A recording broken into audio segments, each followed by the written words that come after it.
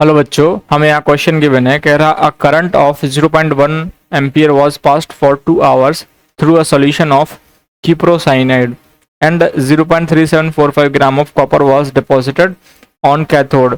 Calculate the current efficiency for copper deposition. ठीक है।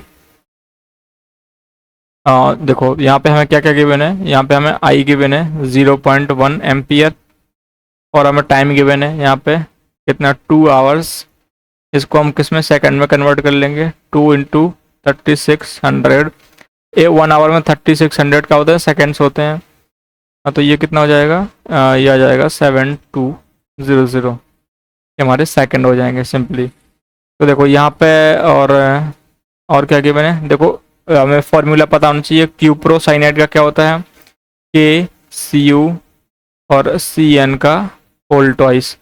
तो यहाँ पे एक कॉपर पॉजिटिव होता है। कॉपर इसमें किस किस फॉर्म में होता है, एक तो K पॉजिटिव, Cu पॉजिटिव, ठीक है, और ये होता है Cn माइनस और Cn माइनस। इस तरीके से देखो चार्ज पूरा बैलेंस्ड है। तो यहाँ पर कॉपर +1 स्टेट में है। तो जब कॉपर डिपॉजिट होगा तो क्या करेगा, +1 प्लस इलेक्ट्रॉन लेगा एक, तो यहाँ पे क्या बनाएगा, Cu बनाएगा। अगर इसका 1 मोल लिया है तो इलेक्ट्रॉन हमारे कितने लगेंगे, इलेक्ट्रिसिटी 1 मोल ही लगेगा हमारा 1 मोल कॉपर बनाने के लिए सिंपली। ठीक है। तो देखो यहाँ पे, तो यहाँ से हम क्या निकाल सकते हैं। देखो फेराडे लॉ हमारा होता है क्या होता है, W = इतना वेट क्या होना चाहिए, डिपॉजिट होना चाहिए फेराडे के हिसाब से। और ये हमें वेट क्या गिवन है, ये एक्सपेरिमेंटल वेट कितना गिवन है, 0.3745 ग्राम हमें एक्सपेरिमेंटली गिवन है कि इतना हमें मिला। लेकिन फेराडे के हिसाब से कितना होना चाहिए थियोरेटिकली, ठीक है, तो ये इतना होना चाहिए। यहाँ पे Z क्या होता है, Z हमारा होता है इक्विवेलेंट वेट, ठीक है, डिवाइड बाई 96500, ठीक है। तो ये क्या है, इसको बोलते हैं इक्विवेलेंट बोलते हैं, ठीक है, equivalent constant for Faraday law, ठीक है।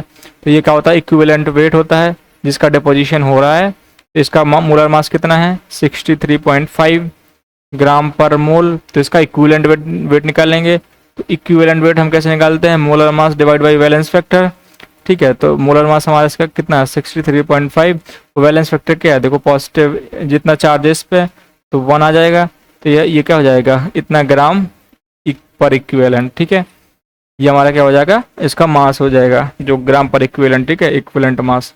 तो यहाँ से हम W निकाल लेते हैं। ये हमारा क्या है थियोरेटिकल, मैं इसको TH लिख देता हूँ।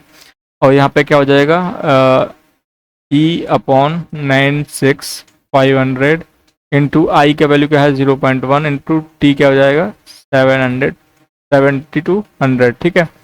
तो यहाँ से हमारा इसमें क्या आ जाएगा, ग्राम में आ जाएगा सिंपली। तो यहाँ इसकी वैल्यू रखते हैं यहाँ पे 635/96500 इंटू में 0.1 इंटू 7200। तो यहाँ जब इसको हम कैलकुलेट करते हैं तो हमारी इसकी वैल्यू आती है 0.4738 अप्रॉक्सीमेटली, ठीक है, राउंड ऑफ करके। तो देखो ये हमारा क्या हो गया W थ्योरेटिकल, ये हमारा W थ्योरेटिकल होगा। अब इसने पूछा करंट एफिशिएंसी बताओ। तो एफिशिएंसी का फॉर्मूला होता है, हमारा एफिशिएंसी हो जाएगी, ठीक है। तो ये होता है W एक्सपेरिमेंटल, जिसके जो हमें वेट मिला है एक्सपेरिमेंटली, और डिवाइड बाई जितना मिलना चाहिए थ्योरेटिकल, ठीक है, इंटू 100।